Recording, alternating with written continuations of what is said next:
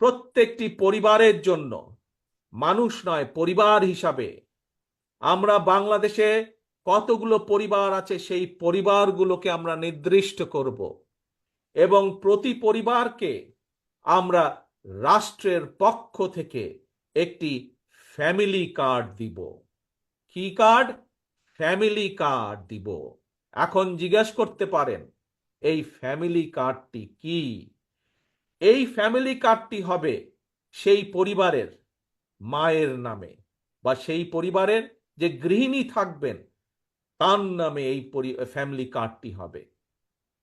রাষ্ট্রের পক্ষ থেকে আমরা গ্রাম থেকে শুরু করে থানা জেলা পর্যায় পর্যন্ত আমরা প্রত্যেকটি পরিবারকে চেষ্টা করব একটি পরিবারের মাসিক যে প্রয়োজনীয় খাদ্যদ্রব্য যেগুলো প্রয়োজন তার মধ্যে কিছু